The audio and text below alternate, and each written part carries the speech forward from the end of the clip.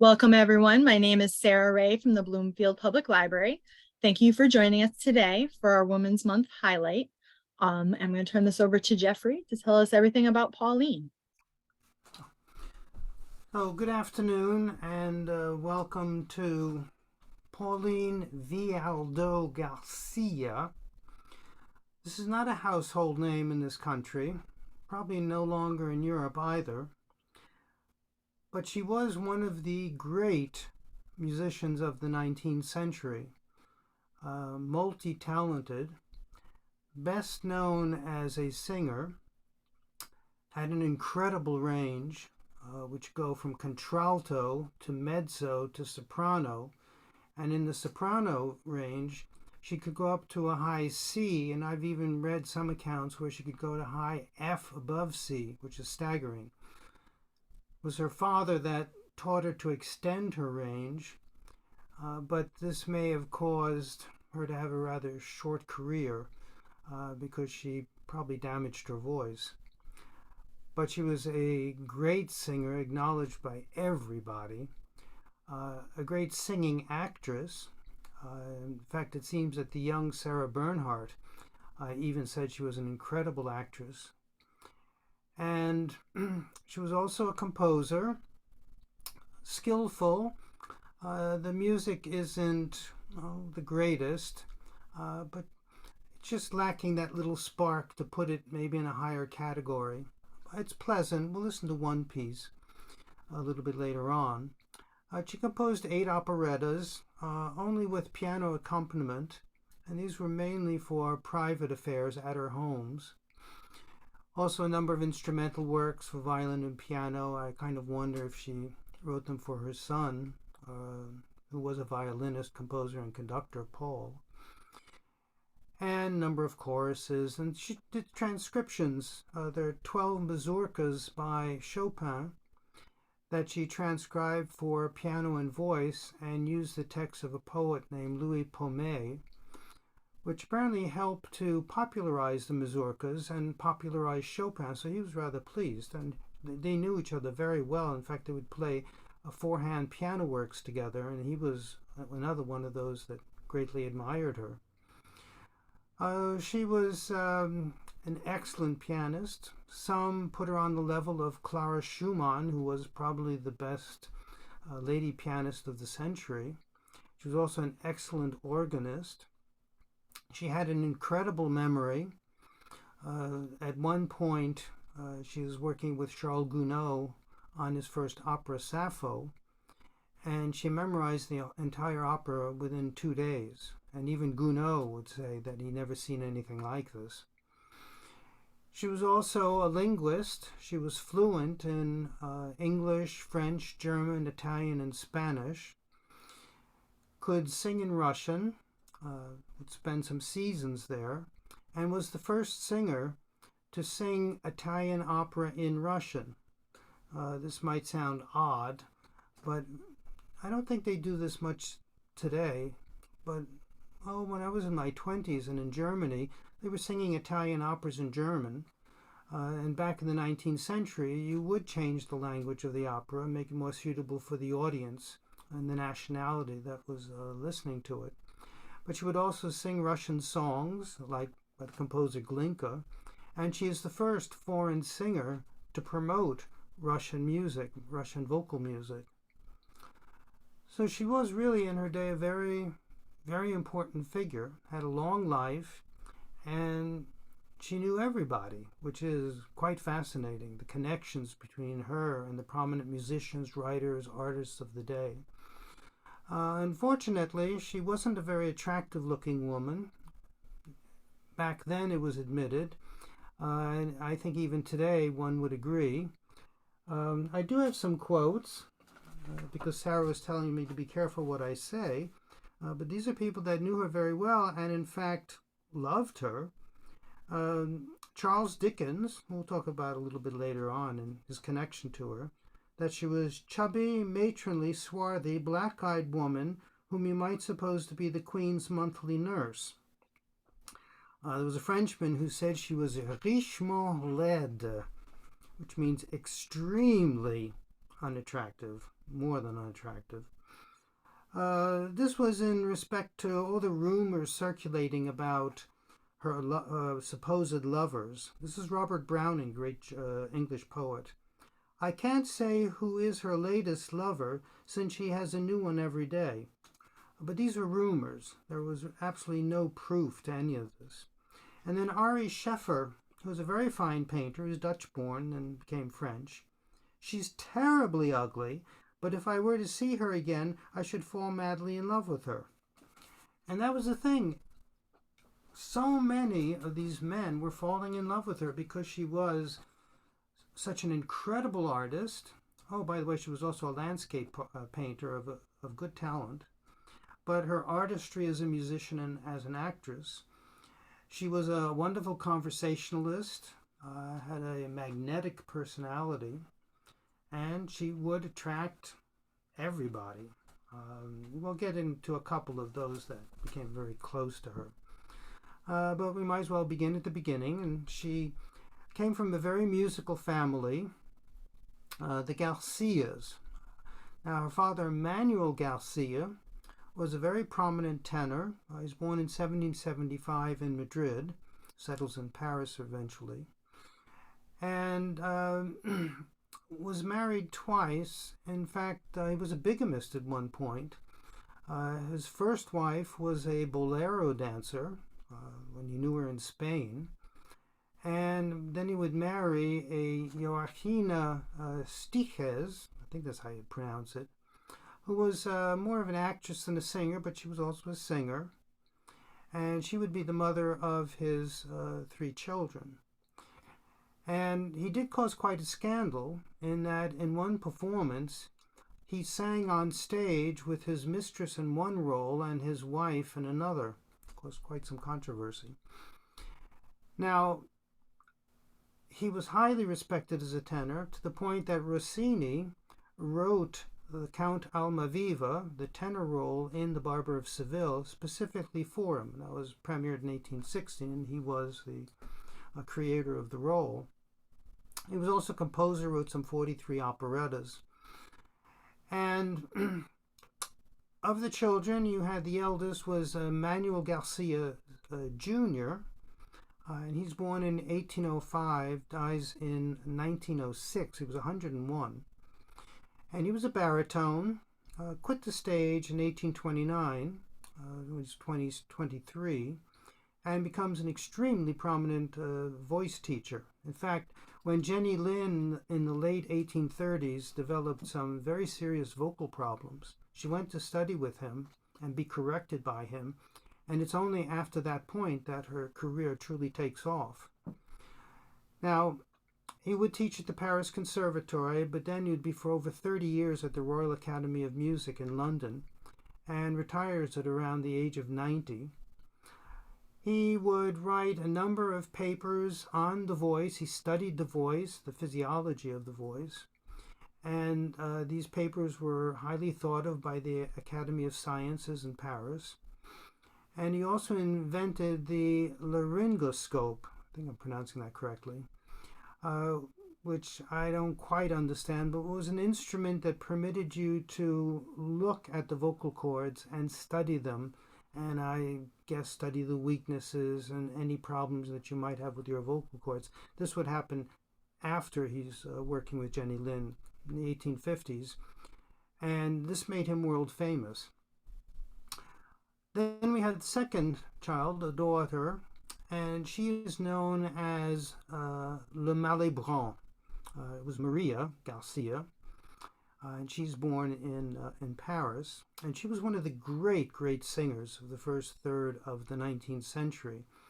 In fact, I'm thinking that maybe next year for the National Women's Month, I might do a program on her. Obviously no recordings, but I would play music that she sang, she was noted for. Sadly, a very short life. She dies at the age of 28. She was pregnant, and riding on horseback fell off, and that was the end of quite a remarkable career at that point. And then we come to Pauline, who's born in 1821. And at age 3, the family goes to London. Manuel Sr. was engaged as a tenor at the King's Theatre. And Le Malibran, and she was called Malibran because she married an American businessman named Malibran, who she would divorce, and then she married a violinist named Charles de Berlioz, who we'll talk about in a moment. And she was engaged as a chorister at the same theater. And for a performance of The Barber of Seville, the soprano fell ill, or I think she left last minute. And Malibran took just a day or two to learn the role and debuted in it at age 16, caused a sensation, and that launched her career. So after some performances in London and touring a bit, Manuel Garcia decides to come to America and to come with a small operatic company that will perform just Italian opera. The plan is to go to New York City. And they take a boat from Liverpool, and it takes 37 days to cross the Atlantic, and they arrive in New York. They were in part sponsored by a wine merchant named Lynch, and Lynch wanted to promote cultural activities in New York City. And in fact, to this point, in 1824, New York City has not heard a performance of an opera, which is really staggering to the imagination. What New York had was ballad opera, and this had become very popular during the 18th century in England, and then it was exported to the United States.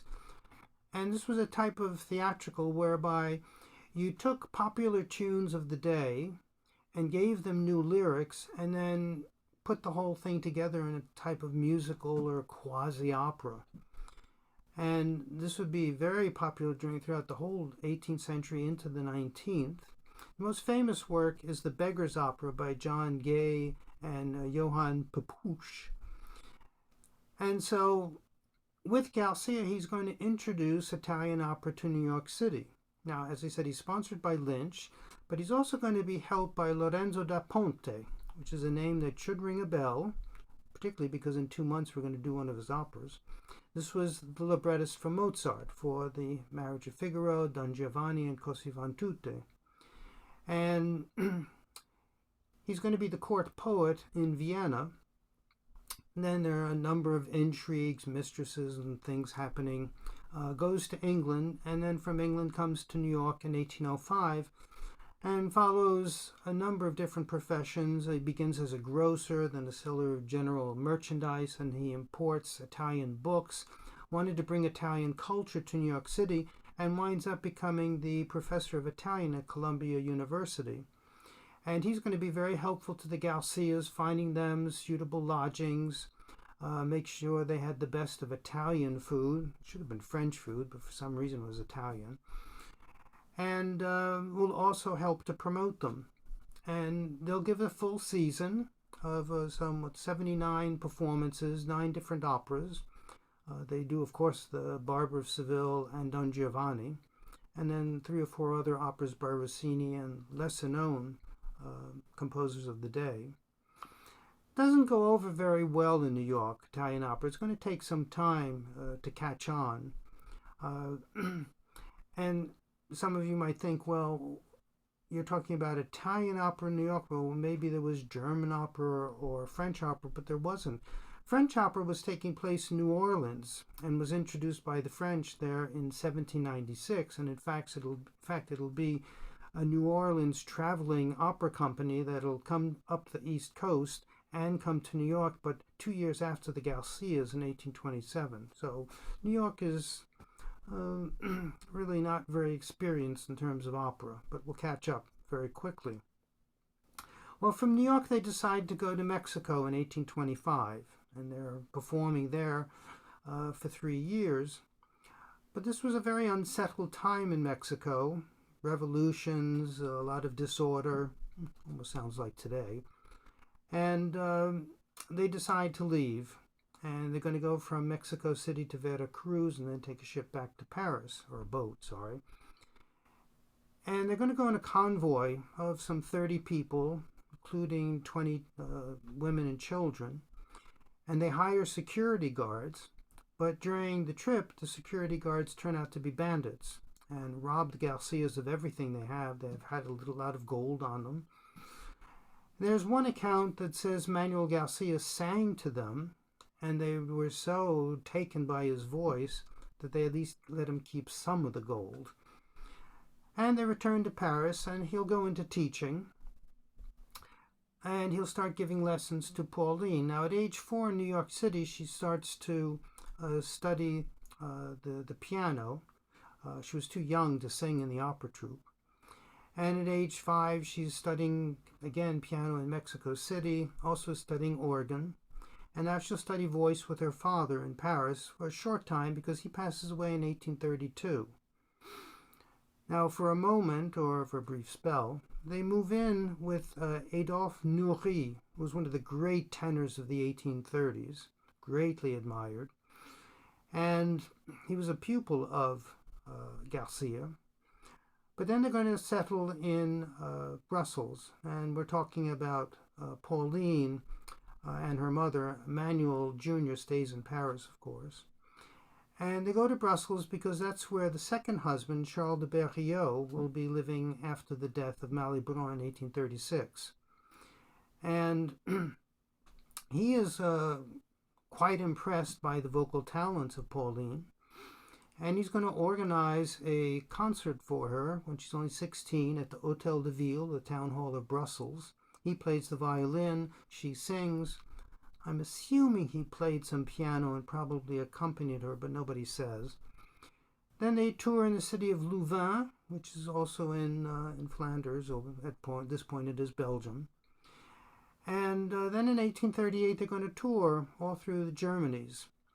And having a great success, she'll start to meet some very prominent musicians like Robert and Clara Schumann. Robert, who's so impressed with her voice that he dedicates a song cycle of Heine songs to her. This is Opus 24. She and Clara become lifelong friends, play piano four-hand duets. They have their ups and downs, but for the most part they were devoted friends.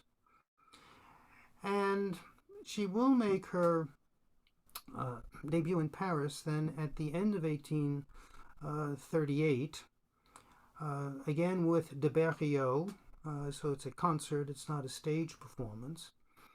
But then she will appear in London on stage in 1839, I believe in the springtime, and she sings Desdemona, obviously not in Verdi's opera, it hasn't been written yet, but in the Otello of Rossini, and she has a huge success.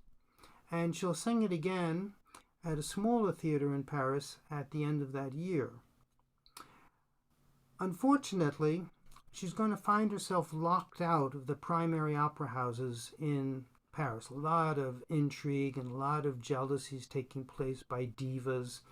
L'Opéra is dominated by Rosine Stolz, so there's no way she can get to sing there. Le Théâtre Italien is dominated by Giulia Grisi, one of the great singers of the day. There's no way for her to perform there. So she's going to have to find success outside of Paris. Now, in 1840, she gets married to one Louis Viardot. He was born 1800, dies in 1883. Began by studying law, then he was a journalist, then a writer. Wrote on art, became an art specialist, highly respected were his opinions. Wrote a book on the museums of Europe, specialized in Spanish art. Also took a shine to Russian literature and would help to translate works by Gogol and Pushkin. Intelligent man, also not the most attractive. Apparently had a huge hooked nose that somebody said that it was so enormous that there was this constant fear that he might tip over frontwards. Now, she would be encouraged to marry him, and this would not be what you would call a passionate marriage. They would have 4 children, but it was more of a I wouldn't call it platonic thing. Obviously, it wasn't that. They were devoted to each other, but as I said, it just lacked a certain something. And that's why all these rumors would spring up about various people being her lovers. But as I said before, there were no basis for these rumors except that she was hanging around these people an awful lot and they would actually live with her and her husband. So she was encouraged to marry Louis by Georges Sand. And Sand makes her acquaintance in 1839 and she becomes a lifelong friend. That too is an up and down relationship. Sand, who was not a very easy person to deal with. And she thought it was in the best interest of Pauline to marry Viardot, that they would make a good combination. And so she's already now has these two close friends of Clara and Georges Sand. So she is going to start to perform elsewhere, in German states, in Vienna. In fact, in 1842, she's in Vienna when Louis, who had been the director of the Théâtre Italien, he was appointed in 1838, but he steps down once he marries Pauline because he thought there would be a conflict of interest, which is kind of strange because you would have two directors, one of the Théâtre Lyrique, later theater, and l'Opéra, who would marry singers, and they didn't consider it a conflict of interest, and would hire their wives to sing at their respective opera houses. Now, while she's in Vienna, he's going to buy a large property and a chateau called Contevenel, which is in the Limousin, which is kind of central France. Most important city is Limoges. And this would become a favorite retreat of theirs, get away from the wildlife of Paris. And they would have a lot of guests there. And they had this great love of practical jokes. And so if you were a guest there, well, you could go into another room and suddenly find a bucket of water on your head. Or you could go into bed at night, there was a skeleton in it. Louis Viardot loved to go hunting, and he'd take you hunting and he would point to a magpie in the tree and he'd say, go shoot it, and you would shoot it and hit it over and over and over, but it wouldn't fall out of the tree because it was stuffed and had been tied to the tree. Or you might wake up in the morning and hear an awful lot of quacking and chickens cackling in your cupboard. Or you might wake up in the middle of the night and there was a bear next to you, but it was only a bearskin wearing a cap on its head. This type of thing. It's one reason that Berlioz, who would become a very close friend and actually would fall in love with Pauline, would stay away from this place because this was not Berlioz's personality. He had a great sense of humor, but it wasn't the practical joke sort. So they now have this very fine residence. And in 1843, again, being shut out of Paris, she's going to undertake a season of opera in St. Petersburg. And she'll have a great success there. Unfortunately, it doesn't help her resume because St. Petersburg was considered very provincial. Couldn't compare to London or Paris or Vienna or even Berlin. But she does have a great success, and as I said, she will sing also in Russian. And that leads to a second season, so from 1843 to 44, 44 to 45, and then 45 to 46, so three seasons in total. Now, during the first season, attending one of her performances is Ivan Turgenev, one of the great Russian writers of the 19th century. Again, a name that I don't think is very well known in this country. I don't think it ever was. But he is considered one of the three greatest Russian writers of the 19th century. Would include, of course, Tolstoy and Dostoevsky, but he comes first. He's born in 1818, Dostoevsky 3 years later, and Tolstoy 10 years after after Turgenev, and would be famous for, in particular, a play, A Month in the Country, and a novel, Fathers and Sons, and came from a wealthy family. And well, his father was an army officer who married money, landowner, and he dies rather young.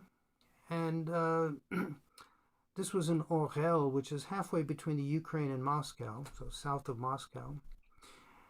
And unfortunately, he's going to have a split with his mother, because he's going to fall in love with Pauline and follow her to Paris eventually. And until his death, is either living in her house or living next door, having a house built next to her house. And that's why, again, these rumors would circulate. And there were other rumors that, in fact, he had a relationship with one of her daughters. But he would collaborate with her on her operettas. He would write the libretti.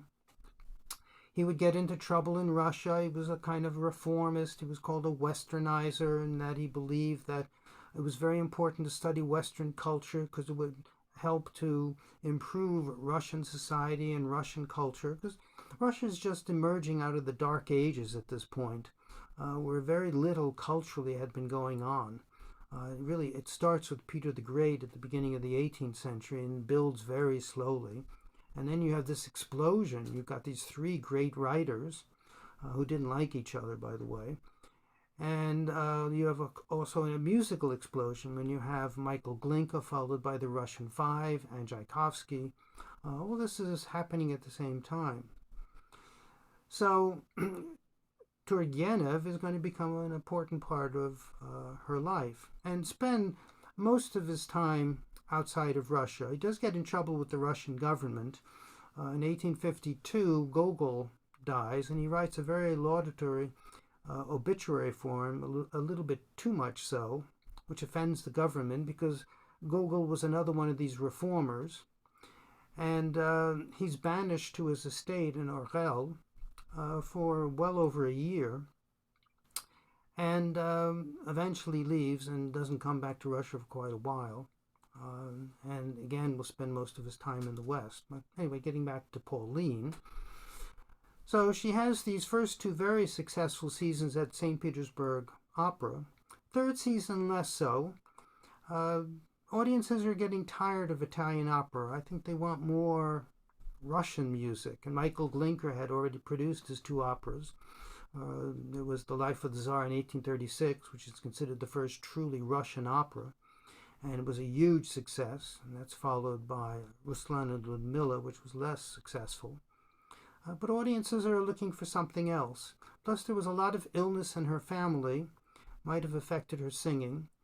And so she will return to Russia once or twice more, but further on. But now she comes back to Paris for a short spell, and then she's again singing in German cities.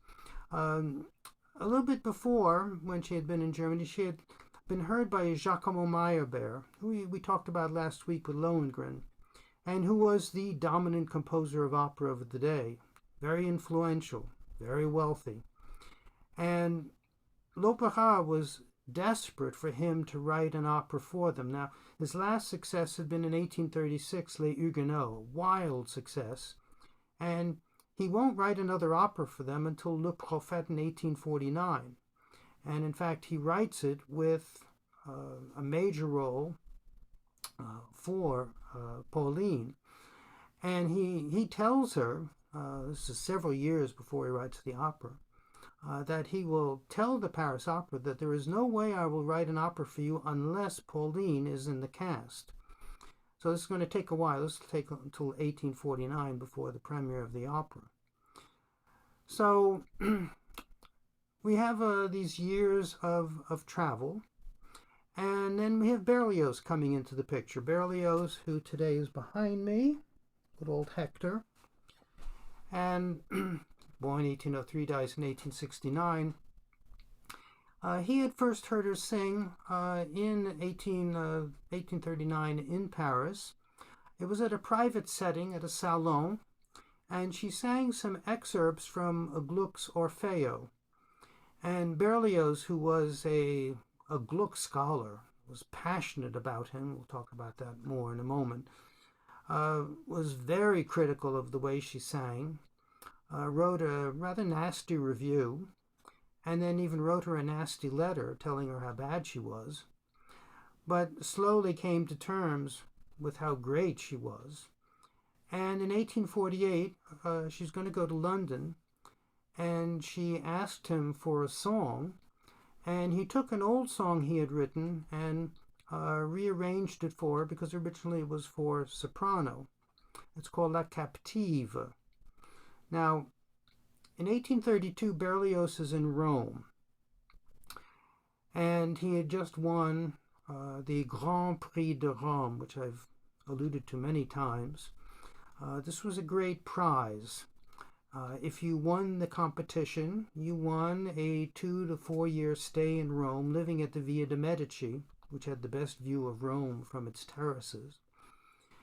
And you had 5 categories of prizes, or categories for prizes. It would be painting, sculpture, sketching, architecture, and composition. And Berlioz is the 1830 prize winner. Didn't want to go to Italy because he was just starting to have success in Paris, and so he was literally taken screaming and kicking to Italy. Puts it off as long as he can and only goes in March. He should have been there by the end of January of 1831, but arrives in March. And there was a very nice, sympathetic director of the Academy, a painter by the name of Horace Vernet, from a family of painters. He was best known for his battle scenes. He loved music, and he was very patient with Berlioz, who spent more time traveling around Italy by foot than he did staying at the Via, which was permissible. And it's in 1832 he makes a trip to Subiaco, which is 43 miles west of Rome. And he loved going to this place. It was a quiet village. It was where Saint Benedict had retired when he left Rome and built or saw to the building of 12 monasteries together with his twin sister. 2 still exist today. And Berlioz found this a very calm place. And one evening he's in a tavern and by a big fire, and he composes the melody for the song La Captive. And when he returns to the villa, he arranges it for piano, or writes the piano part. And Vernet had a very attractive daughter named Louise, and she would give the first performance of it at the Via. And the Via was full of people passing through, young musicians, old musicians, Fanny Mendelssohn, and many others. In fact, Pauline in 1840, on her honeymoon, would stop by the Via de' Medici. And so there was a nice little audience.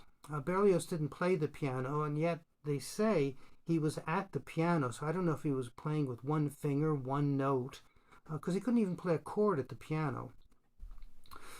And this became a succès de salon, it's called, just a huge hit at the Via. Many copies were made of the song so that everybody could sing it, and it was being hummed here and there. Even the servants were humming the tune. So I thought we'd listen to it because Berlioz will do an orchestral version of it for a soprano in 1834, and then he does an orchestral version for Pauline to be sung in London. So here is La Captive. Oh, I should describe what this is about. It's a poem by Victor Hugo.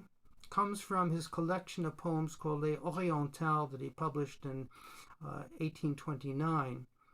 And they were all poems inspired by the Orient, despite the fact that he'd never been there.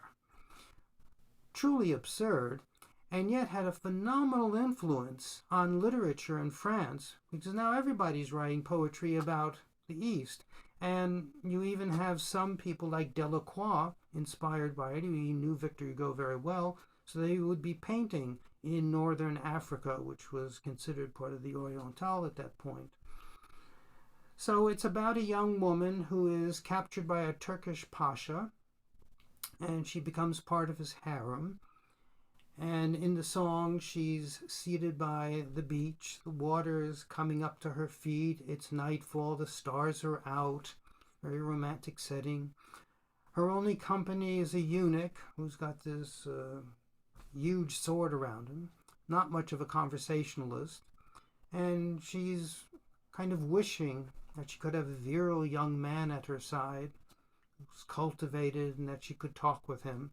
So this is basically what the song is about. The original was written for cello and piano, and of course later on it's orchestrated. I don't have the orchestrated version, so we'll have to do with the original. A very beautiful song.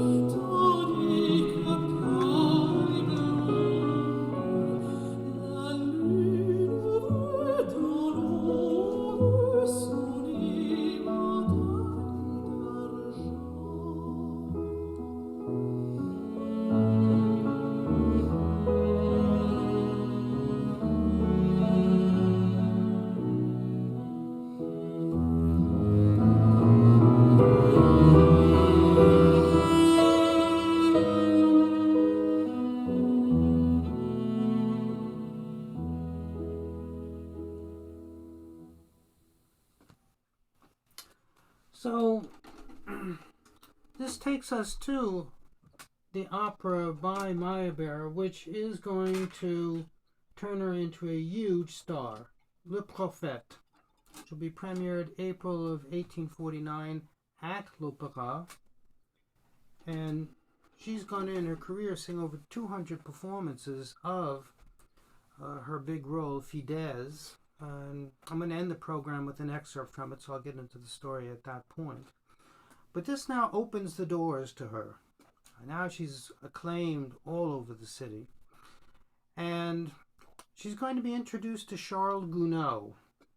Now, she'd already met Gounod when she was on her honeymoon in 1840 at the Via de' Medici. Gounod had been a Premier Prix winner, and in fact, he accompanied her in an aria from Der Freischütz by Weber for the then director, who was the painter Ingres, who was also supposedly a violinist, a good one. And they had lost touch, and so she's reintroduced to Gounod, and they hit it off really well. It was supposed to be initially just a half-hour meeting, turns into 2 hours of talking and making music together. Gounod had a very ebullient, very open personality, kissed everybody, men, women, animals. It was like the kissing bandit. And she encourages him to write a grand opera, and she will use her position now at l'Opéra to get it produced at l'Opéra. And that opera will be his first. It'll be Sappho. And it's going to be produced in 1851. It's an utter disaster. Wasn't very good. Plus the subject, Sappho from the Isle of Lesbos, wasn't the best either. And this is going to lead to a kind of a strained relationship between them, which will only be repaired when they both wind up in London in 1870 because of the Franco-Prussian War and the Paris Commune. So, not very successful with this opera, and she's going to be quite upset about it, because in fact she was criticized for her performance. Her voice, they said, was not like it had been. This is one reason that Gounod got angry at her. He thought it was her fault that it had failed, despite what she'd done for him. And so she's going to stay away from Paris for the next couple years. She'll be on the road once again. She's still very popular in the German states and in England. And then we have a new theater that's going to be established. Now we have to go back to 1847, and it was called the National Theater, le Théâtre National. We have two main opera houses in Paris, and you might throw in a third. There is l'Opéra, then you have l'Opéra Comique, and then there was also le Théâtre Italien, which I think by the 1850s was losing some of its prestige. And we had an attempt to put together a theater that would serve as a competitor to the other two, which was this Théâtre National, which in part was founded by Adolphe Adam. You would know him as Adolphe Adam, who wrote the ballet Giselle, but also wrote many light operas. And it shuts down with the Revolution of 1848, reopens, and then is renamed in 1852 Le Théâtre Lyrique. And it'll function for about 20 years and be very successful.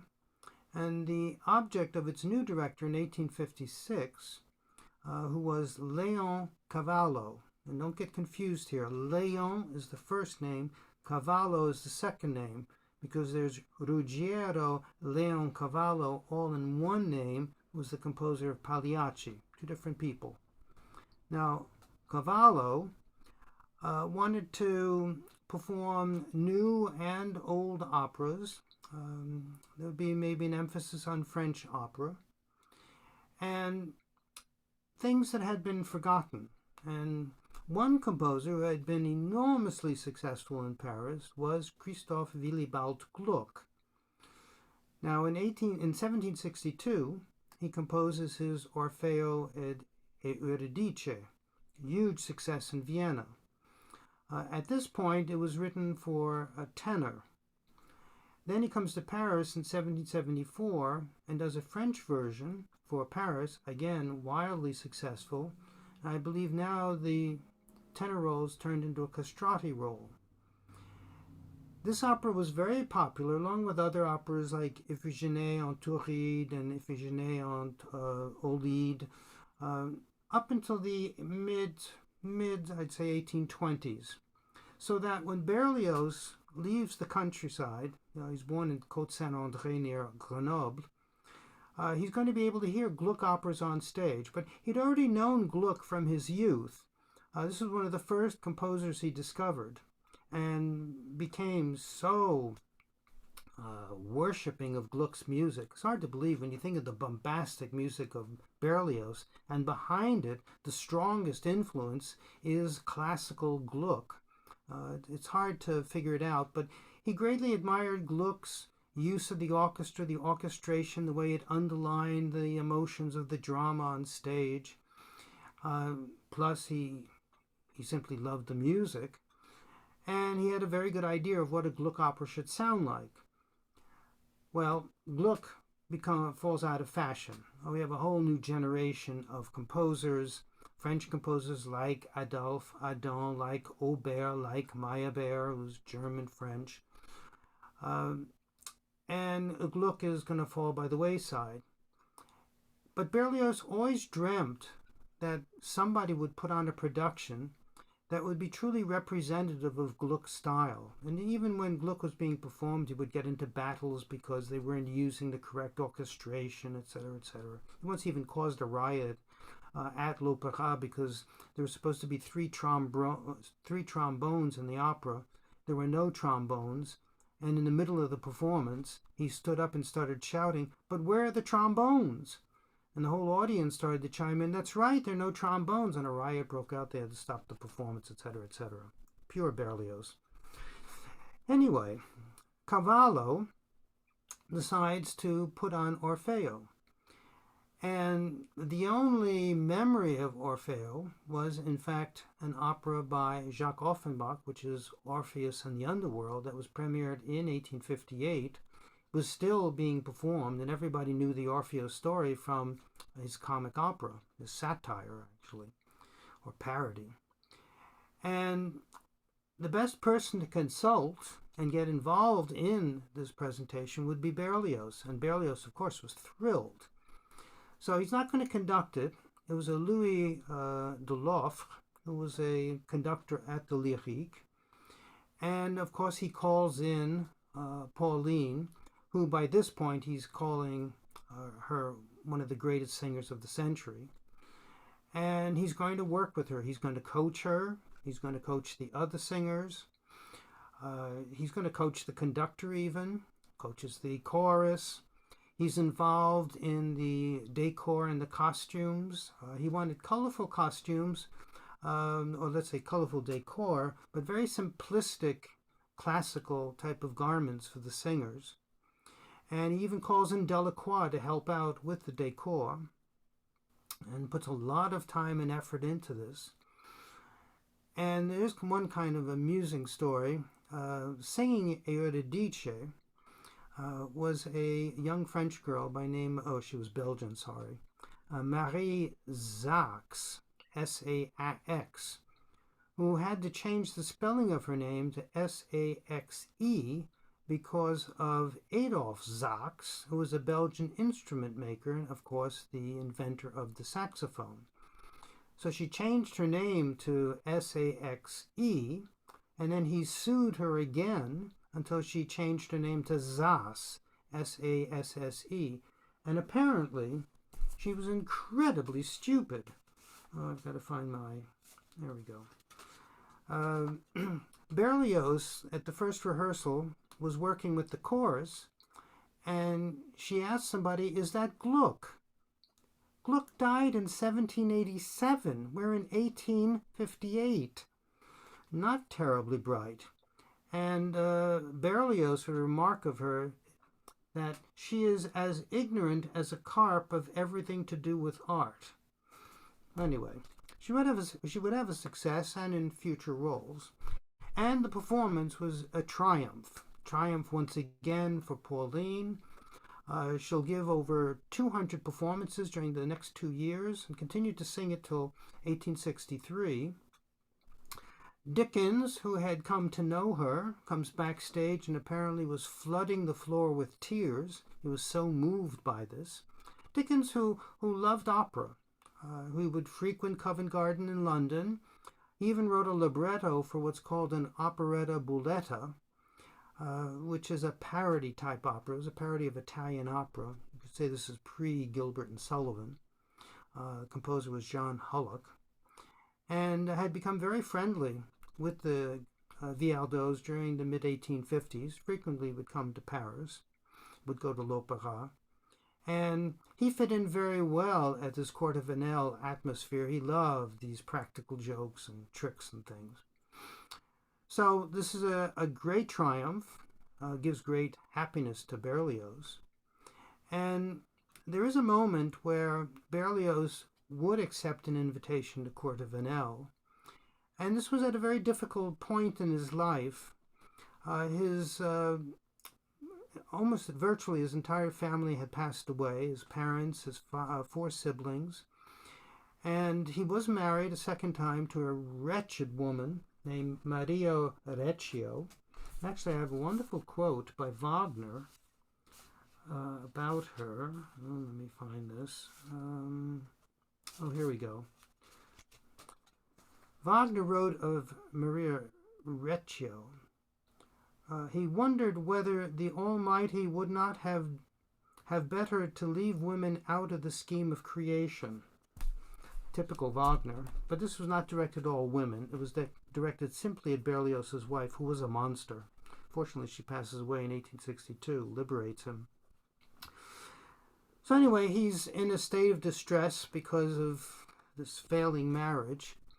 And he falls in love with Pauline, and we know this from some letters that she wrote, that she didn't really know how to handle Berlioz because he was in ill health at the time. He was very tense about this upcoming production.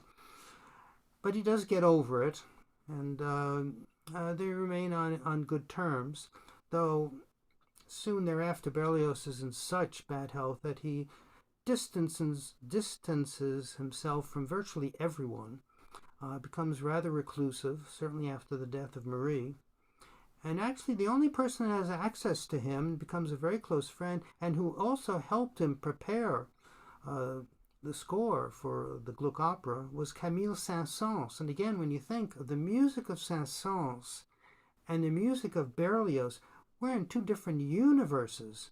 And yet these two were extremely close, and also despite the fact that there was a 32-year difference between them, they were very close, just respected each other's intelligence. Both were extremely well read, and both had a great passion for antiquity and everything written, like Virgil in antiquity. So I'll play you an aria from Orfeo and the Berlioz version.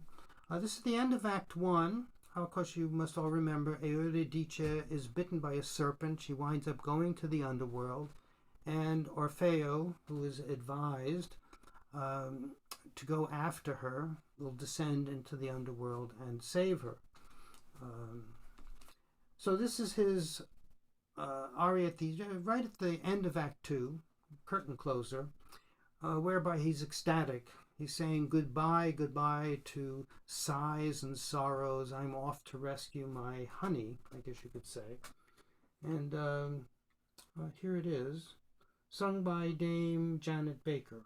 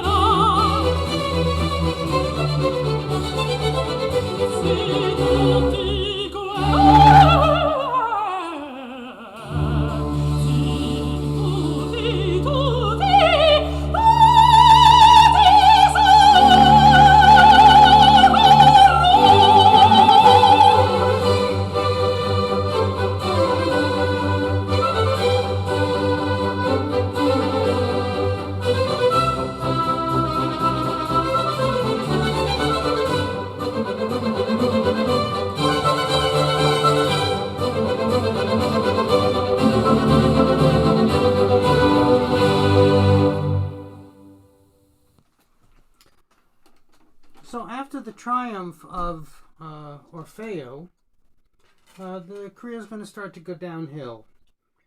She is going to sing Fidelio at the Théâtre Lyrique, which is not very well received.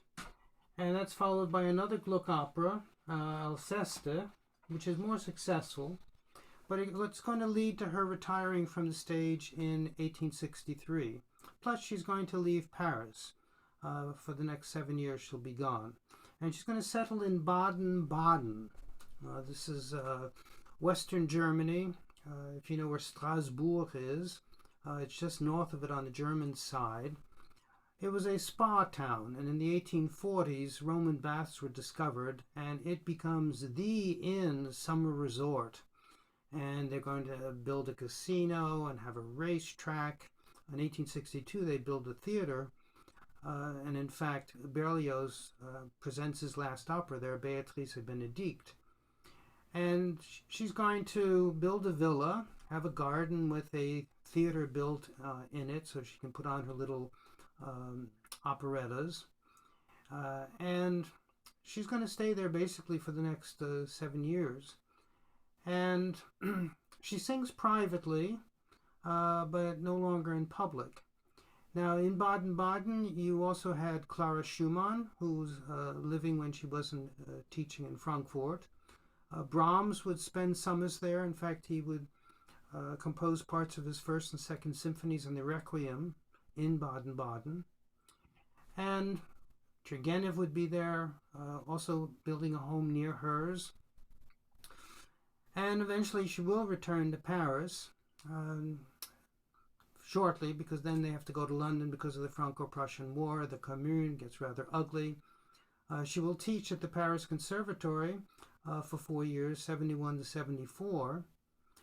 And then she gives up teaching and just formally retires and paints and composes. And composes, she's still writing operettas at the age of 83. Quite astounding. There is one other connection. This will be with Saint-Saëns. And Saint-Saëns is creating his opera Samson and Delilah and wants her to sing the part of Delilah. Of course, she refused. But she would sing a performance privately and in costume before the premiere in 1877, not given in Paris, but given in Weimar. And another connection with Saint-Saëns is a little bit later in 1886. Saint-Saëns had written his Carnival of the Animals, written it for a cellist named Charles Lebouc.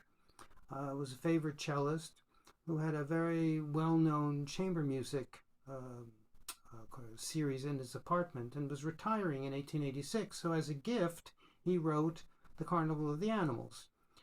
The Swan, in essence, was written for Charles Lebouc. Now, Saint-Saëns would not allow any public performances of this work until his death in 1921. He was afraid that he would be remembered only for this work, and I think the prophecy came out to be true. He is almost first thought of as the composer of Carnival of the Animals. But there would be a private performance given in the home of Lebouc, and just after it, Franz Liszt comes to Paris, close friend of Saint-Saëns, and he's going to a performance at Trocadero and is sitting in the same box as Pauline. And Pauline is talking about this Carnival of the Animals, and Liszt was furious he had missed the performance, so she organizes a second performance in her apartment. And those are the only two performances of it until Saint-Saëns passes away in 1921, where immediately it's published and many copies are sold and becomes a huge hit, as he had feared. So Pauline lives a long life. She dies in 1910. And I want to conclude by playing a short excerpt from her role of Fidèse in Le Prophète by Meyerbeer. This is the conclusion to Act 4. Very briefly, this is a convoluted plot. It's about an Anabaptist uprising during the 16th century. And historically, And Meyerbeer was, I think I mentioned this last week, Lohengrin was kind of like a historian, a music historian as well.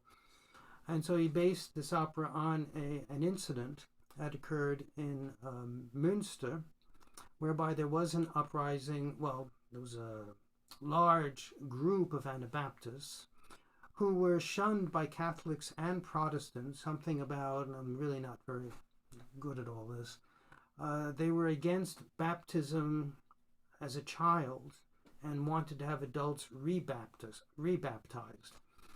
And so there would be this assault on Münster, and the Anabaptists were massacred, including their leader, John of Leyden. Now, in the opera, John of Leyden is seen as being divine. He is the Son of God. And Fidesz is actually his mother. And there comes a scene, they're in this great cathedral, and she has to denounce him or renounce the fact that he's her son, otherwise they will kill him. That's actually John, who bares his chest in front of the crowd. And if you're James McCracken, who sings on this recording, what a chest, enormous, and says, "Slay me right now if you think I'm not telling the truth, but that's not my mother." And so she hesitates a little bit, realizes she could be responsible for his death, and she goes, "No, no, no, no, he is not my son." And it's not an aria, it's actually a give and take between chorus and Fidesz, but she has a nice tune. It's a very brief tune. And this is sung by Marilyn Horne, and she has this wallapalooza of a note in it. I'm warning you, fasten your seatbelts, because you're going to fall out of your chairs, and you better tie down everything in your room because the house is going to shake. This is an extraordinary note. She'll sing the tune once, there'll be, I think, choral answer, and then she sings it a second time, and that's when you got to take cover. This is quite extraordinary. And we'll end with that. Of course, I have to find it first. Number 7. 7, and we have to skate. Give me a second. Come on. Oh, good. It's working. Almost there. Perfect.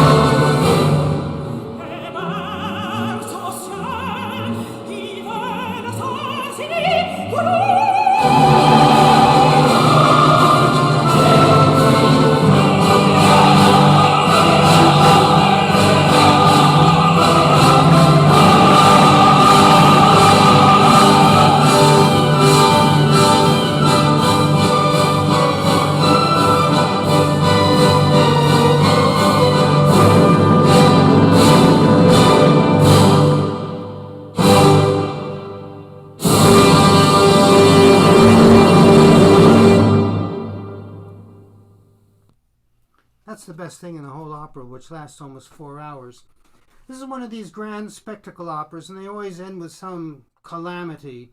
La Juive of Halévy, the Halévy, you've got the hero and heroine jumping into cauldrons of boiling oil, and in Les Huguenots you've got the massacre of St. Bartholomew Day, and then in this one, after this act, they're again in the cathedral, and the munitions are kept in the basement, and someone sent them on fire, and the whole place blows up with Fides and the Son of God and everything. It's quite wonderful. Anyway, that's it for today. Next